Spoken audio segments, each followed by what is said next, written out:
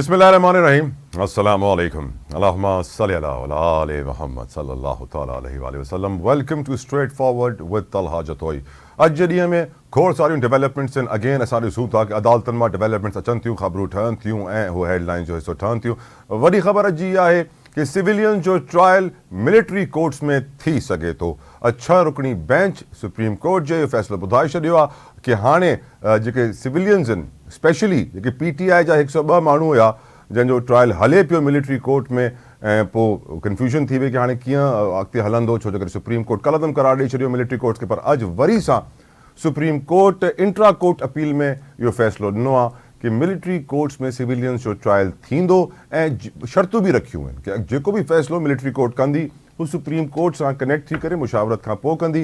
यकीनन हिन खे अॼु तफ़सीलन डिस्कस कंदासीं। ॿी वॾी ख़बर अॼु जी आहे कि अमरीकी सदर जो बाइडन खे इंडिया वञिणो पर नथो वञे। वजह इहा आहे कि भारतीय दहशतगर्द जेको इमेज आहे उहो सॼी दुनिया जे साम्हूं हाणे वाज़े थी चुकियो आहे। सभिनीनि खे ख़बर पइजी वई आहे, अमेरिका में, कैनेडा में, बरतानिया में, कतर में, अफ़गानिस्तान में, पाकिस्तान में, कश्मीर में भारतीय दहशतगर्दी हाणे वाज़े आहे। चाहे उहे मुसलमान हुजनि, सिख हुजनि, मसीह बिरादरी जा असांजा भाउ हुजनि, सभु मुश्किलात में आहिनि ऐं हाणे ॾुखियाई अचण वारी आहे। छोकी अचण वारो साल तमामु इम्पॉर्टेंट आहे सॼी दुनिया लाइ। आउं चवंदुमि छो जे करे जनवरी में बांग्लादेश में इलेक्शन्स आहिनि, पोइ पाकिस्तान में फरवरी में थियनि पिया, पोइ मई में इंडिया में इलेक्शन्स थियणा आहिनि, पोइ जून जुलाई में अमेरिका में इलेक्शन्स थियणा आहिनि। नई गवर्नमेंट्स अचनि थियूं। यकीनन हिन ते बि अॼु जे प्रोग्राम में तफ़सीलन डिस्कस कंदासीं। सियासी माहौल, अज़रा पेचो साहिबा चई थी अॼु कि बिलावल भुट्टो वज़ीर आज़म थींदो। आसिफ अली ज़रदारी साहब 3 ॾींहंनि में चई चुकियो आहे कि आउं बि वज़ीर आज़म थी सघां थो।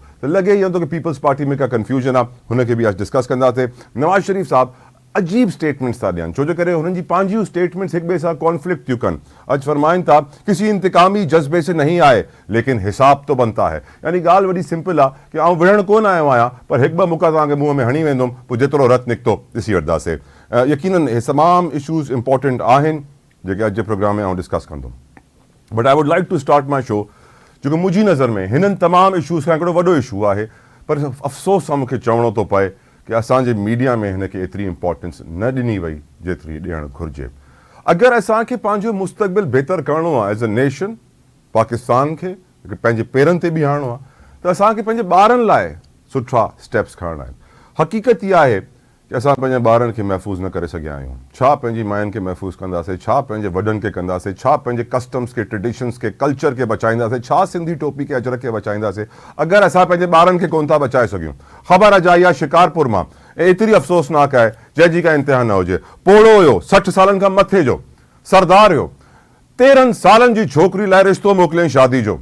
छोकिरी वारनि मना करे छॾियो, पैसनि जी लालच नहीं, 5 लाख रुपया वठो छोकिरी ॾियो, न ॾिनई।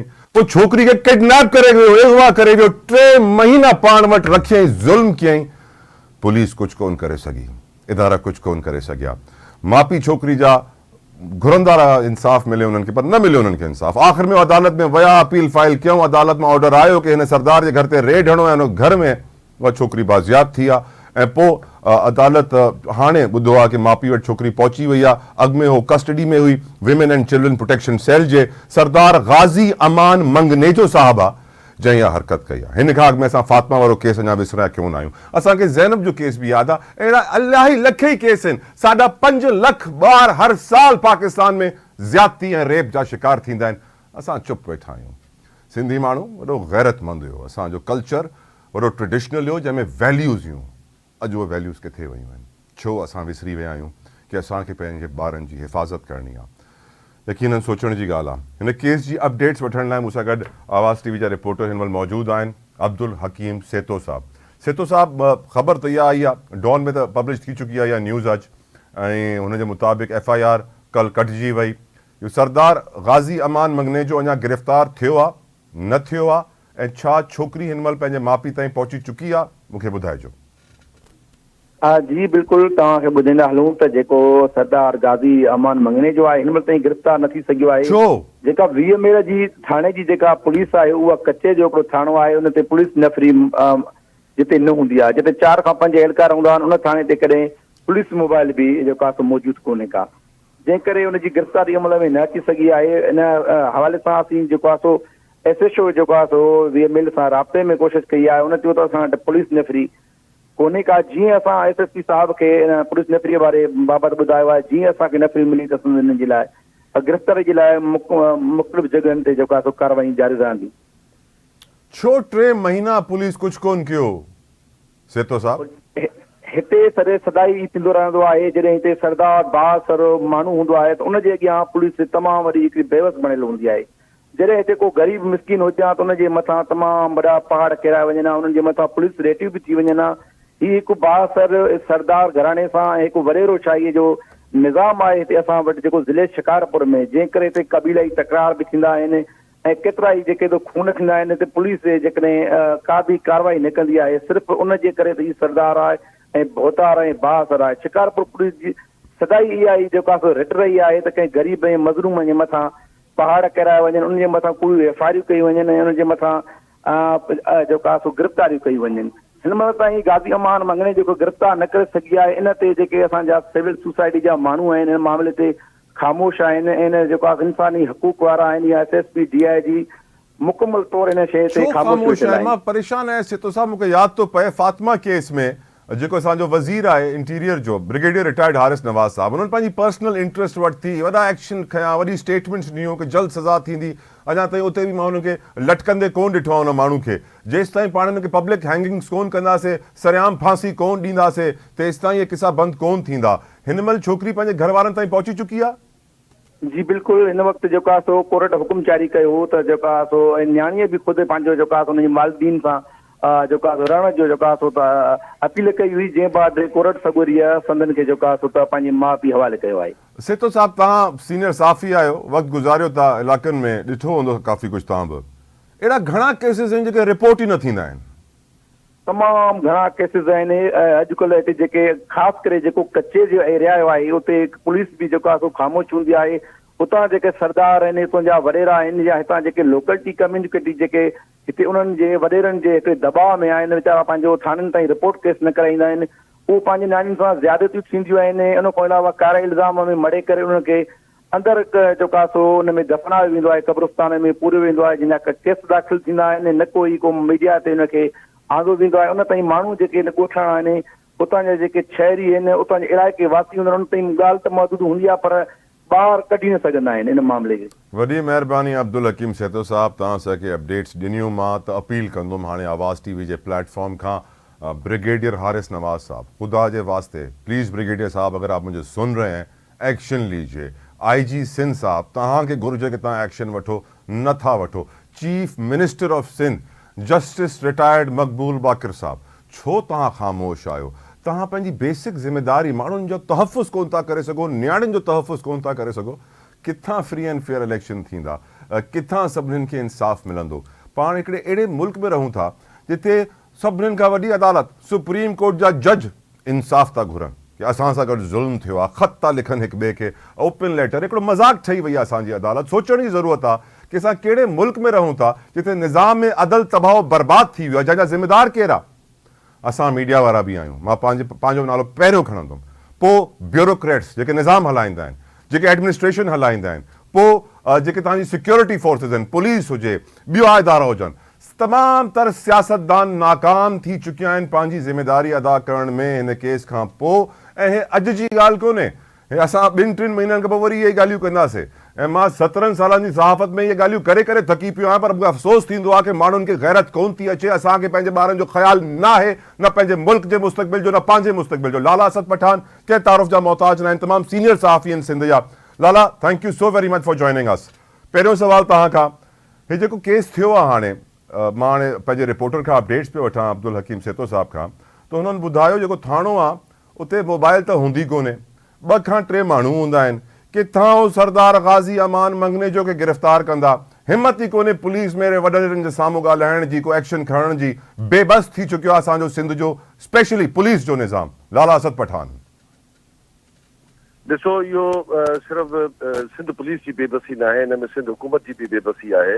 इन में असांजे रियासती इदारनि जी बि बेबसी नज़र अचे थी वाज़े तौर ते, छो त कचे जा इलाइक़ा नोगो एरिया बणिजी विया आहिनि जिथे सरदार भी एतिरा ई पावरफुल आहिनि, सरदारनि सां मुंसलिक धाड़ियल बि एतिरा ई पावरफुल आहिनि, क्रिमिनल जेके फैक्टर्स आहिनि उहे बि एतिरा ई पावरफुल आहिनि।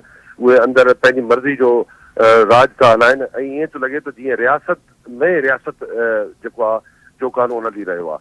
ऐं ॿिए पासे सरदारनि वटि इहो अॼु जी ॻाल्हि न आहे, इहो कई सालनि खां, बल्कि ईअं सम्झो त 40-50 सालनि खां पाकिस्तान में ऐं ख़ासि करे सिंध में इहा रिवायत रही आहे त कचे जे इलाइक़नि में या ॿाराड़ी जे इलाइक़नि में छोकिरियूं जेके आहिनि उहे शाम जे सूरत में बि सरदारनि वटि वेंदियूं आहिनि ऐं जिन्हनि खे हुते मिसयूज़ कयो वेंदो आहे। ईअं ई पीरनि मीरनि वटि वेंदियूं आहिनि, जीअं फातिमा फुरड़ो जो ताज़ो केस थियल आहे। त इहा सॼी सूरत हाल खे, सॼी सोसाइटी खे हिनखे ॾिसणो पवंदो। सोसाइटी जा जेके बि स्टेक होल्डर्स आहिनि, पब्लिक आहे, गवर्नमेंट्स आहिनि, मुख़्तलिफ़ इदारा आहिनि, उन्हनि खे वेही करे रीथॉट करणो पवंदो त आख़िर रियासत विदिन रियासत केसि ताईं हलंदी, केसि ताईं इन्हनि सरदारनि खे तव्हां एतिरो पावरफुल कंदो जो हू लाला असां बि त ज़िम्मेदार आहियूं, मां बि ज़िम्मेदार आहियां, तव्हां बि ज़िम्मेदार आहियो। हिन ख़बर खे मीडिया इंपॉर्टेंस ॾिनी कोन, खयो ई न वियो, ब्रेकिंग न पई थिए, छो सर? ॾिसो, मीडिया जो प्रॉब्लम इहो थी वियो आहे त मीडिया कमर्शलाइज़ थी वियो आहे। पहिरियों मीडिया जेको आहे उहो आवाम जी ॻाल्हि कंदो, पब्लिक जे इशूज़ खे खणंदो, पब्लिक जे राइट्स ते ॻाल्हि कंदो, पब्लिक सां गॾु बीहंदो, हर मुश्किल वक़्त में पाकिस्तान जे आइन ऐं कानून जी बालादस्ती जी ॻाल्हि कंदो। पर हाणे मीडिया पाण कमर्शलाइज़ थी वियो आहे। हुनजी वजह आहे त इहा ई सूरत हाल आहे। जेसि ताईं मीडिया खे इन कमर्शलिज़म मां निकिरी करे आम पब्लिक जी ॻाल्हि न कंदो त अॼु ॾिसो न तव्हां पस्ती जो शिकार छो आहे पाकिस्तानी मीडिया, ऐं माण्हू घणो सोशल मीडिया ते छो पिया वञनि, उनजी वजह ई इहा आहे त जॾहिं असांजो मीडिया जो जेको बेसिक जेको टूल आहे उनखे इस्तेमालु थियणु खपे पाकिस्तान जी पब्लिक लाइ, सिंध जी पब्लिक लाइ, सिंध जे राइट्स लाइ उन्हनि खे आवाज़ु खणणु खपे। सिंधी अवाम अबोज माण्हुनि जे खे इन ग़ुलामी जे ज़िंदगी मां ॿाहिरि कढण लाइ आवाज़ु खणणु खपे। उहा आवाज़ निकिरण जे बजाए मीडिया जेको आहे उहो ताक़तवर माण्हुनि जे हथनि में खेॾे करे लाला सिंधी कल्चर ऐं सिंधी मर्द त वॾा गैरतमंद हूंदा, हो पंहिंजे घर जी हिफ़ाज़त लाइ कुझु बि करे वेंदा, छो असांजो कल्चर एतिरो तबाह थी वियो लाला असद पठान? ॾिसो, असांजो कल्चर जेको आहे उहो आहिस्ते आहिस्ते इन्हनि वॾेरनि जे कुदन करतूतनि, इन्हनि जे ज़ुल्म ज़्यातियुनि ऐं मेजॉरिटी में जेके वॾेरा आहिनि उहे जॾहिं बि का पावर पॉलिटिक्स वारी पार्टी अचे थी, जेके पावर में अचे थी, उन सां गॾिजी करे बीह था रहनि, या लोकल जेके इलेक्टेबल्स आहिनि उन्हनि जे जेके गाॾियुनि में सवार था थियनि या उनजो हिसो था बणजनि, त उते पुलिस उन्हनि जे ख़िलाफ़ कार्रवाई करण खां नाकाम रहे थी। जनरली तौर ते सॼे सिंध पुलिस खे ठीकु करण जी ज़रूरत आहे। इन लाइ नए कानून साज़ी जी ज़रूरत आहे। ॿियो, क्रिमिनल जस्टिस सिस्टम असां वटि फेल थी चुको आहे। इन सॼे क्रिमिनल जस्टिस सिस्टम खे रीथॉट करणो पवंदो। उन सूरत में ई तव्हांजो कानून बहितर तरीक़े सां लाला अहिड़े मुल्क में रहूं था जिते सुप्रीम कोर्ट जा जजिस चवनि था कि असांखे इंसाफ़ खपे, जिते हुननि खे इंसाफ़ नथो मिले, असां ऐं तव्हां किथे बीठा आहियूं, असांजी त का औकात ई न आहे हुननि जे साम्हूं। उन लाइ मां इहो चवां थो त पाकिस्तान जे स्टेक होल्डर्स खे, जंहिंमें जेके रियासी इदारा आहिनि, उन खां सवाइ सियासतदान आहिनि, उन खां सवाइ मीडिया आहे, सियासतदान आहिनि, इन सभिनी खे मिली करे वेहणो पवंदो, रीथॉट करणो पवंदो, नई लाइन छिकणी पवंदी। छाजे करे त जेसि ताईं तव्हां रीथॉट करे नई लाइन न छिकींदो त हिन महिल मुल्क जेको आहे उहो अनारकी जी तरफ़ वञे पियो थो। इन खां बचण लाइ, इनखे ठीकु करण लाइ इन सभिनी स्टेक होल्डर्स खे वेहणो पवंदो, कानून में बहितरियूं आणियूं पवंदियूं ऐं सभिनी स्टेक होल्डर्स खे उन कानून जो ताबे थियणो पवंदो। प्रॉब्लम इहो आहे त सियासतदान ताक़तवर थो थिए त उहो कानून खां बालातर थो थी वञे, रियासी इदारा ताक़तवर था थियनि त उहे कानून खां बालातर थी था वञनि, जजिस ताक़तवर था थियनि त उहे कानून खां बालातर था थी वञनि, जर्नलिस्ट ताक़तवर था थियनि त उहे कानून खां बालातर था थी वञनि। लिहाज़ा कानून जी जेसि ताईं अहमियत ऐं कानून जी मज़बूती न ईंदी ऐं कानून खे सभु गॾिजी करे न मञींदासीं, एसि ताईं इन क़िस्म जी नाइंसाफ़ियूं रोज़ जो मामूल बणजंदियूं रहंदियूं। अॼुकल्ह कानून जेको आहे, छो कानून में नून बि ईंदो आहे न लाला, त नून लाइ जेको आहे कानून जेको आहे उहो आसान थी वियो। हिकिड़ी ब्रेक था वठूं प्रोग्राम में ऐं पोइ अॻिते हली करे तव्हां सां ॿिया इशूज़ बि मूंखे लाला असद पठान डिस्कस करणा आहिनि। तव्हां सां गॾु रहिजो, हिकिड़ी ब्रेक था वठूं, ब्रेक खां पोइ ॿिया इशूज़ डिस्कस कंदासीं।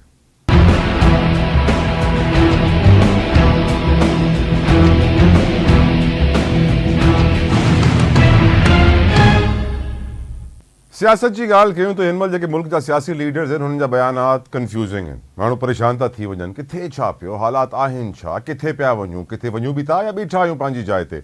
नवाज़ शरीफ़ साहब जी ॻाल्हि कयूं त नवाज़ शरीफ़ साहब जी अॼु जी स्टेटमेंट पाण सां ई कॉन्फ्लिक्ट थी करे। ॿ जुमिला आहिनि जेके पाण में ई नथा ठहनि। पहिरियों जुमिलो आहे किसी इंतकामी जज्बे से नहीं आया, ॿियो जुमिलो आहे लेकिन हिसाब तो बनता है।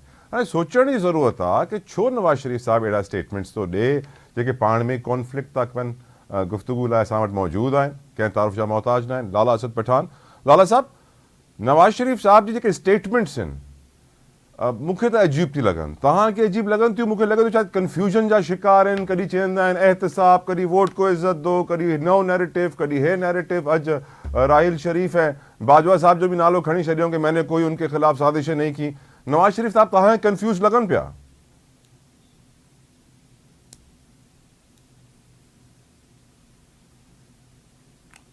लाला असद पठान जी लाइन शायद ड्रॉप थी वही। ऐं रिक्वेस्ट कंदुमि पंहिंजी टीम खे कि वो वरी कनेक्ट कनि लाला खे। पर यकीनन नवाज़ शरीफ साहब जी गुफ्तगू परेशान कुन मुंहिंजी नज़र में त आहे।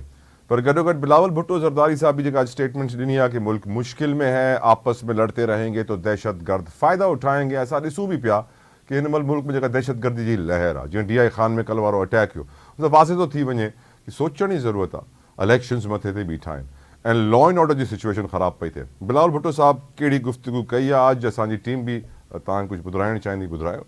अपना सियासी इख्तलाफात को भूल के एक पाकिस्तान बन के उन मसाइल का मुकाबला करे, अवाम से पूछे बगैर, पार्लियामान को एतमाद में लिए बगैर, ना सिर्फ दहशतगर्द तंजीमों से बातचीत हुई, मगर साथ साथ जो संगीन दहशतगर्दी के हमले में मुलव्विस थे उनको भी जेल से निकाला गया। इस एक डिसीजन ने पाकिस्तान को 10 साल पीछे धकेल दिया है। यकीनन बिलावल भुट्टो साहब जी स्टेटमेंट इलाही इंपॉर्टेंस रखे थी। लाला असद पठान सां असांजो राब्तो वरी थी वियो आहे। लाला, पहिरियों सवाल मां तव्हां सां बिलावल भुट्टो ज़रदारी साहब जो पुछणु चाहींदुसि। अज़रा पिचो साहिबा चवनि थियूं अॼु कि बिलावल भुट्टो प्राइम मिनिस्टर जो कैंडिडेट आहे। 3 ॾींहं अॻु में आसिफ अली ज़रदारी साहब चई चुकिया आहिनि कि उहे भी प्राइम मिनिस्टर ठही सघनि था। त पीपल्स पार्टी जे नैरेटिव में भी हिकिड़ो तज़ाद मूंखे नज़र अचे पियो। तव्हांखे नज़र अचे पियो ऐं छो पियो ईअं थिए तव्हांजी नज़र में? पीपल्स पार्टी में आई थिंक मुझे जैसा भी राब्तो थियो आहे त उन में हिकिड़ी शइ मूंखे वाज़े तौर ते नज़र आई है। त पीपल्स पार्टी में अगर जेको प्राइम मिनिस्टर जो कैंडिडेट आहे त उहो बिलावल भुट्टो ज़रदारी ही आहे। छो त बाक़ी लीडरशिप में एतिरी कैपेबिलिटी आहे, एतिरी क्वालिटी न आहे जेको इन मुल्क खे अॻिते खणी करे हली सघनि। पर आसिफ अली ज़रदारी साहब चयो आहे न 3 ॾींहं अॻु में कि आऊं भी थी सघां थो प्राइम मिनिस्टर। न, ज़रदारी साहब तमामु ऊनो माण्हू आहे। हू हमेशह ॻाल्हि जेकी कंदो आहे तमामु गहरी कंदो आहे। त हुन हिकिड़ो ऑप्शन जे तौर ते पाण खे ज़रूरु रखियो त शायदि, छो त असांजो मुल्क जेको आहे उनजी जेके हलाईंदड़ इस्टेब्लिशमेंट आहे उहो कंहिं महिल बि किथे बि अगरि के चॉइस में तब्दीली चाहे त उन्हनि वटि हिकिड़ो ऑप्शन हुजणु खपे। त इन करे हमेशह इस्टेब्लिशमेंट जे साम्हूं मुख़्तलिफ़ सियासी पार्टियूं पाकिस्तान में बिलख़ुसूस इहो हमेशह रहंदो आहे त हिते सियासी पार्टियूं चॉइस जे तौर ते 2-3 कैंडिडेट रखंदियूं आहिनि त अगरि इस्टेब्लिशमेंट किथे पाण खे अनकंफर्टेबल फील थी करे कंहिं लीडर सां हलण लाइ त उनजो सब्स्टिट्यूट हुजणु खपे। त इन करे ज़रदारी साहब इहा ॻाल्हि रखी। पीपल्स पार्टी में त ॿिया बि उम्मीदवार थी सघनि था। त मुंहिंजी नज़र में तमामु मज़बूत कैंडिडेट जेको आहे उहो बिलावल भुट्टो ज़रदारी आहे। ऐं जेकॾहिं इस्टेब्लिशमेंट खे कंहिं क़िस्म जो को प्रॉब्लम थियो बिलावल भुट्टो साहब सां त पोइ शायदि ज़रदारी साहब उनजी जाइ ते जेको आहे उहो प्राइम मिनिस्टर जो कैंडिडेट थी सघे। बाक़ी हाणे इलेक्शन अचनि था, इलेक्शन थींदा, उन खां पोइ क्लियर थींदी त जेकी मेजोरिटी खणण वारी पार्टी आहे, छो त सिंपल मेजोरिटी बि खणण जी पोजीशन में का बि पार्टी मौजूदु न आहे। कॉलिशन गवर्नमेंट ठहंदी, नेशनल गवर्नमेंट ठहंदी। नेशनल गवर्नमेंट में इहो थींदो त जेकी पार्टी वधि में वधि सीटूं खणींदी, मिसाल पीपल्स पार्टी अगरि चए 80 सीटूं थी खणे या 70 सीटूं थी खणे ऐं नून लीग जेको आहे 65 थी खणे, त पोइ पीपल्स पार्टी जो कैंडिडेट प्राइम मिनिस्टर ठहंदो। ऐं ईअं ई हमेशह हर पार्टी जेको आहे खे स्पेस ॾींदा। इहो फ़ैसिलो जनरली तौर ते थियल आहे। नेशनल गवर्नमेंट खां सवाइ ॿियो का गवर्नमेंट नथी ठही सघे। पीपल्स पार्टी, नून लीग, JUI या बाक़ी जेके बि उनजी इतिहादी या उन सां गॾु इलेक्शन विहण वारी पार्टियूं आहिनि, उन्हनि में कंहिं में बि एतिरी कैपेबिलिटी न आहे त उहो सिंपल मेजोरिटी बि खटी सघे। लाला, नवाज शरीफ जे भी स्टेटमेंट से मूंखे तज़ाद नज़र थो अचे। अॻु में चवनि था कि किसी इंतकामी जज्बे से नहीं आया, पोइ चवनि था हिसाब तो लेना होगा। त अॼु उन्हनि राहिल शरीफ साहब जो भी नालो खयो आहे, बाजवा साहब जो भी नालो खयो आहे कि मैंने इनके खिलाफ कोई साजिशें नहीं की हैं। कॾहिं वोट को इज़्ज़त दो, कॾहिं एहतसाब। कंफ्यूजन आहे नवाज शरीफ साहब जी स्टेटमेंट्स में, प्रेशर में लगन था। नवाज शरीफ डे फर्स्ट खां ई टोटल जो टोटल कंफ्यूज़ आहे। उनजी इन कंफ्यूजन जे करे अॼु मुल्क हिन जाइ ते पहुतो आहे। जेकॾहिं पहिरियां हिते ॾींहंनि में जॾहिं हुन पंहिंजी सियासत जो आगाज़ कयो हो, उहो इस्टेब्लिशमेंट जे चवण ते ईअं न खेॾे हा त पाकिस्तान में मुख़्तलिफ़ जेके सियासी हुकूमतूं जेके डीरेल थियूं आहिनि उहे न थियनि हा, हिन मुल्क में सियासी निज़ाम मज़बूत थिए हा। बदकिस्मती आहे नवाज शरीफ जी त नवाज शरीफ खे ॿीहर खणी आया। शायदि इस्टेब्लिशमेंट खे इहो लॻो त नवाज शरीफ ईंदो त नवाज शरीफ जी तमामु घणी पॉपुलरिटी हूंदी ऐं उहो फेस करे सघंदो PTI खे, पर मुंहिंजी नज़र में PTI खे फेस करण जी हुन में बिल्कुलु सख़्त न आहे, न दम आहे। हुनजा कैंडिडेट जेके बि पंजाब जा तक़रीबन कैंडिडेट्स सां जेके असां सां तालुकदारी आहे हुननि सां मां राब्तो कयो आहे, उहे पाण मायूसी जो शिकार आहिनि। उहे चवनि था त असां इलेक्शन कैंपेन में कीअं ईंदासीं, छो त असां वटि अहिड़ो को नैरेटिव ई न आहे जेको आवाम जे साम्हूं असां बयानु करे सघूं। छो त 16 महीननि जी हिन हुकूमत में जेको हाल मुस्लिम लीग नून जी हुकूमत जेको आहे कयो आहे, महांगाई, बेरोज़गारी ऐं मुल्क जी जेकी हालत थी आहे, ऐं पैसे जी जेकी डिवैल्यूएशन थी आहे, ऐं रोज़गार माण्हू खां खसियो आहे, माण्हू बुख बदहाली जी ज़िंदगी में जेको आहे उहो इंतिहाई तकलीफ़ जे ज़िंदगी गुज़ारनि था पाकिस्तान में, त उहो सॼो जेको गुस्सो आहे, उन्हनि जो गम आहे, उहो इलेक्शन जी तयारी में वेठा आहिनि ऐं इलेक्शन जी तयारी में उहो गुस्सो ऐं गम हिन ते कढंदा। उहो वधि में वधि उनजे गुस्से ऐं गम जो फ़ाइदो जेको आहे उहो PTI खे बीठो ऐं उन सेकेंड नंबर ते पीपुल्स पार्टी खे बीठो ऐं हर उन पार्टी खे बीठो जेको बराए रास्त नून लीग सां किथे बि वॾे पैमाने ते शेयर होल्डर ऐं इतिहादी न रहिया आहिनि। Thank you so very much Lala Asad Pathan for giving us your precious time. वॾी महिरबानी साईं तव्हांजी। यकीनन असांखे सोचणो हूंदो कि असां कहिड़ी डायरेक्शन में वञूं पिया। असांजा लीडर्स जेके स्टेटमेंट्स ॾियनि था उहो यकीनन मिसलीडिंग त आहिनि ई आहिनि। हिकिड़ी ब्रेक था वठूं, ब्रेक खां पोइ डिस्कस कंदासीं मिलिट्री कोर्ट्स खे बाइडन जेको मना कयो आहे इंडिया वञण सां, किथे न वञिजो।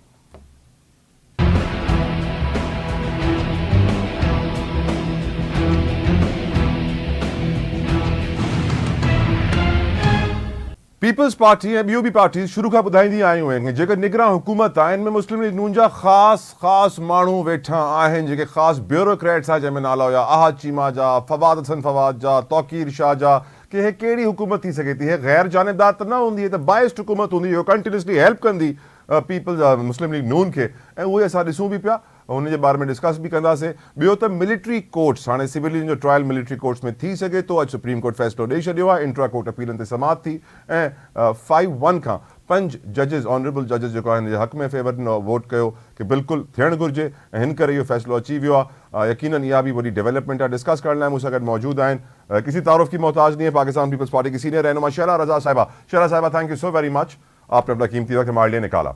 शहला साहिबा, पहला आपसे कमेंट लेना चाहूँगा, अब सिविलियंस का ट्रायल मिलिट्री कोर्ट्स में हो सकता है, कुछ शराइत रख दी है अदालत ने कि अगर मिलिट्री कोर्ट को फैसला कर रही हो तो सुप्रीम कोर्ट से मशवरा पहले कर लेगी, लेकिन आपकी नज़र में ये फैसला कैसा है?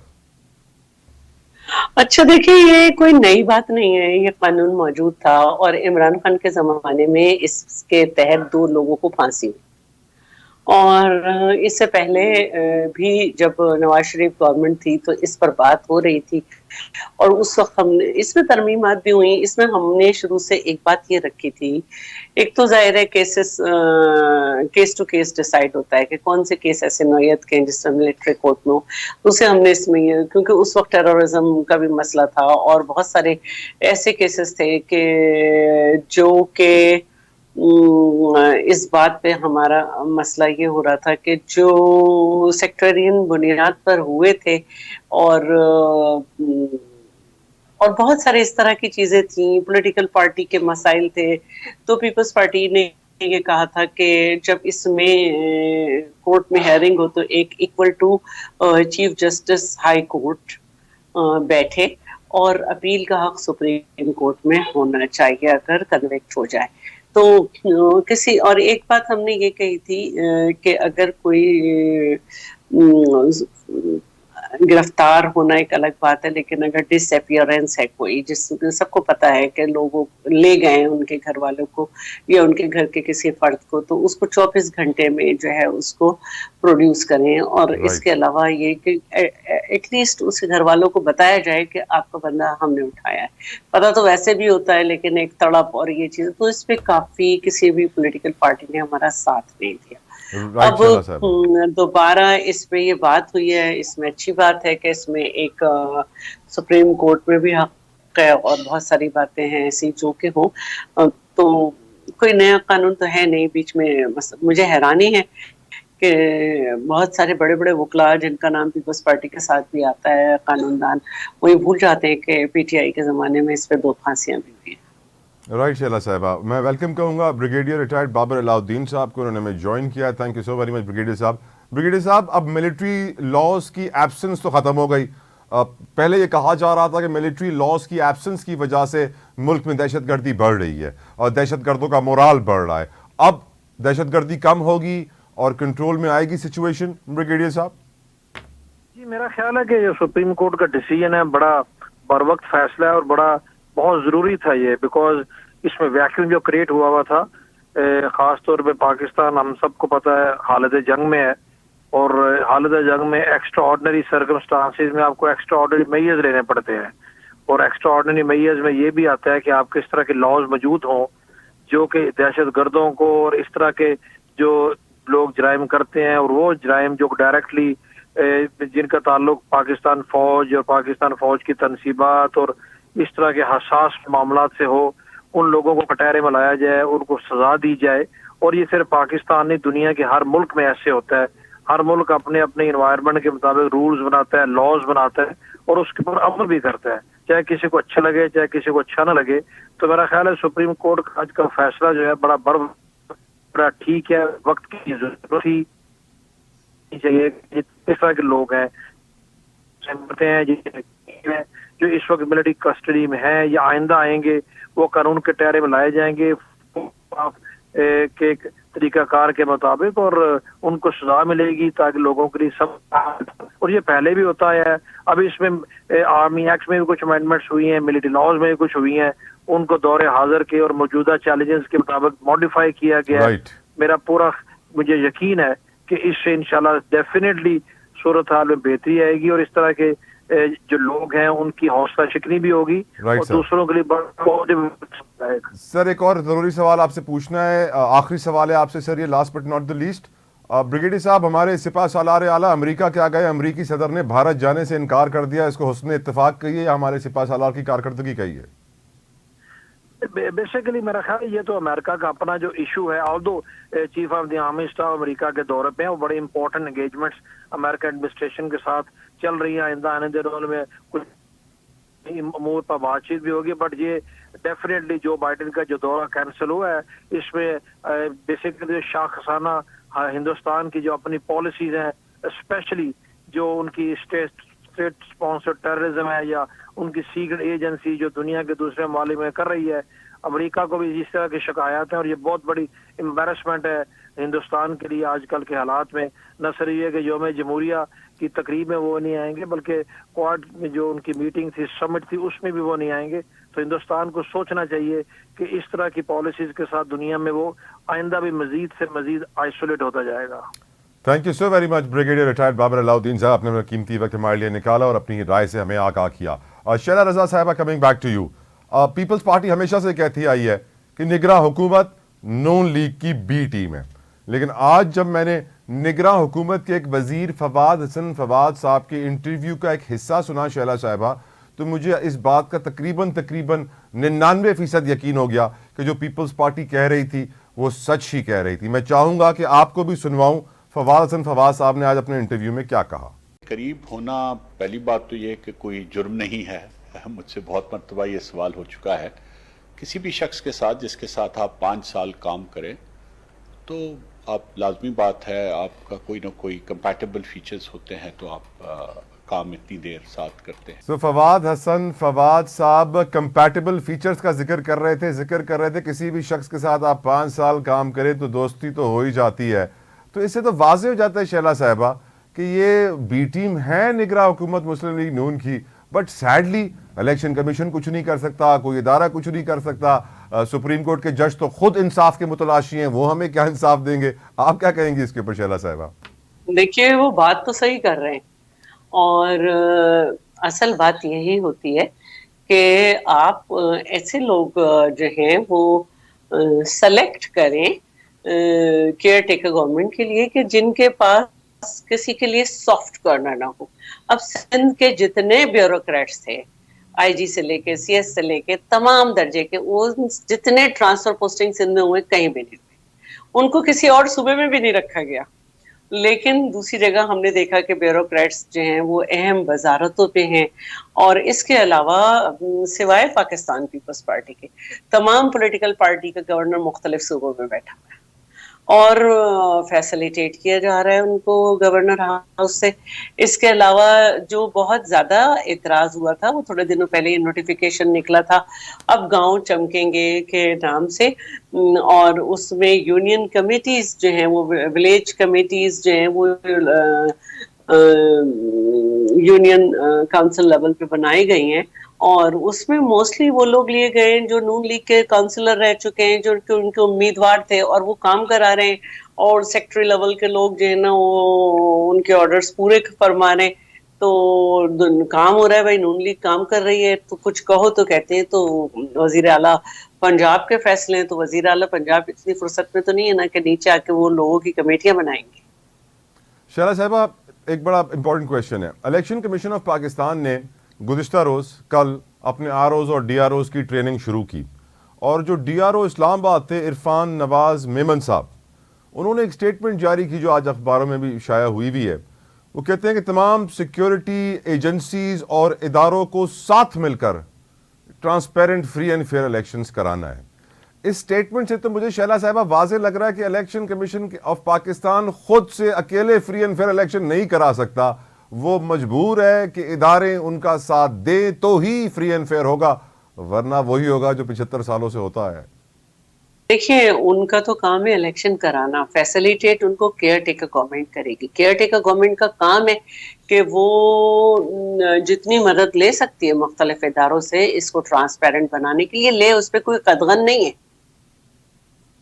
लेकिन वो अपनी नाअहली का इजहार नहीं करे कि हम नहीं करा सकते, अकेले तो हम कर ही नहीं सकते कुछ, जब तक हमें साथ नहीं मिलेगा, और साथ नहीं मिला तो नहीं होगा। मुख्तलिफ मसाइल हैं, फौज की और पुलिस की मदद ली गई है, इस तरह जो है और भी मदद ली जा सकती है, कोई बुरी बात नहीं है। हमारे बड़े एक्स्ट्राऑर्डिनरी मसाइल हैं, हमारे यहाँ दहशतगर्दी हो रही है, हमारे यहाँ इन्फ्लुएंस है बहुत सारे लोगों का, तो अगर कुछ लोग मिलेंगे और बेहतर तरीके से मॉनिटरिंग होगी तो अच्छा होगा।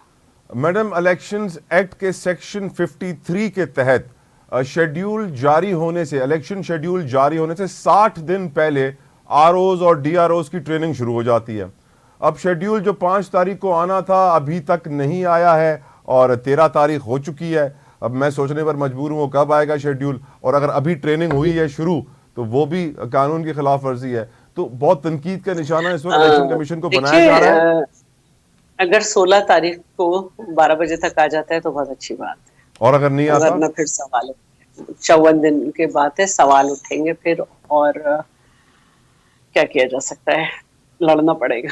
शैला साहिबा, आप हमेशा से हक के लिए लड़ती हैं और आप खौफ खुदा वाली खातून हैं। आज ये खबर मेरी नज़रों के सामने से ऐसी गुजरी जिसके ऊपर मेरा दिल बहुत रोया, और मैं ये सोचने पर मजबूर हुआ कि आप जैसे लोग क्यों खामोश हैं इस खबर के ऊपर, निज़ाम क्यों खामोश है, रियासत क्यों खामोश है। 13 साला बच्ची से एक 65 साला शख्स ने शादी करने के लिए रिश्ता भेजा, लड़की वालों ने मना कर दिया। उस 65 साला सरदार ने उस लड़की को अगवा करके 3 महीने अपने पास कैद पाबंद में रखा, और फिर 3 महीने बाद वो लड़की वाले तो, पुलिस ने तो कुछ करना था नहीं। सिंध में ऐसे केसेस आम हो चुके हैं। सैडली बड़ा अफसोस होता है सिंधी होने के नाते कि क्यों मेरे लोग और मेरा सूबा ऐसा हो गया। लेकिन शैला साहिबा, 3 महीने के बाद अदालती ऑर्डर्स के ऊपर बच्ची को घर से बाजियाब कराया गया। शिकारपुर का ये वाकया है, और जो शख्स असली मुल्जिम है सरदार गाजी अमन मंगनेजो, वो पुलिस उसको गिरफ्तार कर नहीं सकती, क्योंकि अभी मैंने रिपोर्टर से बात की तो बता रहे हैं कि यहाँ थाने पे 2-3 बंदे होते हैं, मोबाइल तो साल में 1 दफ़ा आती है, कहाँ ये इतने बड़े सरदार को गिरफ्तार कर सकते हैं। मैडम, आप लीडिंग रूलिंग पार्टी का हिस्सा हैं सिंध में, और आप एक खातून हैं। इस 13 साला बच्ची का गम मुझसे ज्यादा आप समझ सकती हैं।